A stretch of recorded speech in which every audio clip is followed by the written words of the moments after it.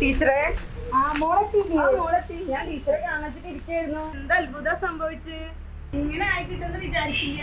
അന്നത്തെ അവളുടെ മാറ്റം കണ്ടപ്പോ പോലീസിനെ അറിയിക്കാമെന്നാ വിചാരിച്ചത്. അങ്ങനെയാണോ നമ്മള് പറയുക? നമ്മുടെ കുട്ടികളല്ലേ, തെറ്റ് കാണുമ്പോ നമ്മളല്ലേ അവരെ പറഞ്ഞു തിരുത്തേണ്ടത്.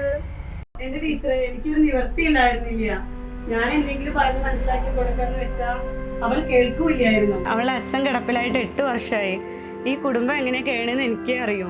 അവളുടെ ഏട്ടൻ അയച്ചു തരുന്ന തുച്ഛമായ പൈസ കൊണ്ടാണ് അച്ഛനും മരുന്ന് വാങ്ങുന്നതും ഈ കുടുംബം കഴിയുന്നതും എല്ലാം. അവനാച്ചാൽ അവളോടെ പൊറുതി. ആണ്ടിലൊരിക്കലേ ഇങ്ങോട്ട് വരിക. പെണ്ണിന്റെ സ്വഭാവത്തിൽ മാറ്റം കണ്ടപ്പോഴാണ് ഞാൻ ശ്രദ്ധിക്കാൻ തുടങ്ങിയത്. ഓരോ ഫോണ് വരും, ആരോടും പറയാതെ അങ്ങ് ഇറങ്ങിപ്പോവും. അതുപോലെ ബാഗിൽ എന്തൊക്കെയോ നിറച്ചിങ്ങോട്ട് വരും. വേറെ ഫോണ് വരും, ആ ബാഗ് കൊണ്ട് വേറെ ആർക്കോ കൊണ്ടുകൊടുക്കാൻ പോവും. അത് കണ്ട് സംശയം തോന്നിയിട്ട് ഞാൻ ഒരു ദിവസം ബാഗ് എടുത്ത് നോക്കിയപ്പോഴാ ബാഗിൽ എന്തൊക്കെയോ കുറെ പൊടികളും സാധനങ്ങളും കണ്ടത്. അവളുടെ സ്വഭാവത്തിലെ മാറ്റം ഞങ്ങളും ശ്രദ്ധിക്കണ്ടായിരുന്നു. അങ്ങനെ ഞാനും ഇതൊക്കെ കണ്ടുപിടിച്ചത്.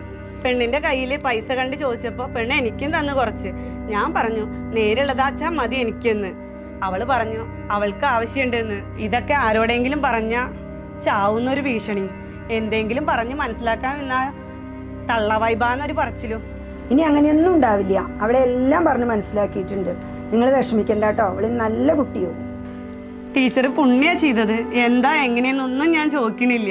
നന്ദിയുണ്ട് ടീച്ചറെ, ഒരുപാട് നന്ദിയുണ്ട്. എൻ്റെ കുട്ടിയെ കുടുക്കിയ പോലെ ഇനി അവര് ഒരാളെയും കൊടുക്കരുത്. അവരെ നിയമത്തിന് മുന്നിൽ കൊണ്ടുവരിക തന്നെ ചെയ്യണം. തിരിച്ചറിവാ പ്രധാനം.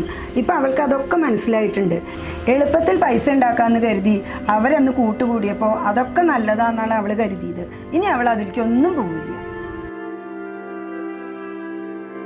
ടീച്ചറെ, ഞാൻ ഇപ്പൊ വന്നേളൂ മോളെ, നമ്മോട് വർത്തമാനം പറഞ്ഞിരിക്കും. എന്നിട്ടാണോ ടീച്ചർ ഇവിടെ നിൽക്കുന്നത്? അമ്മ കയറി ഇരിക്കാനൊന്നും പറഞ്ഞില്ലേ? ടീച്ചർ വരൂ.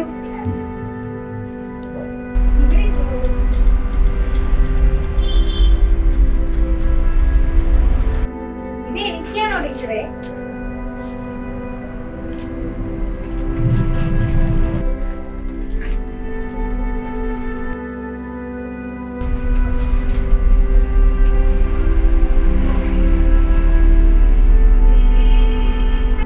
ഞാൻ നന്നായി പഠിക്കാം.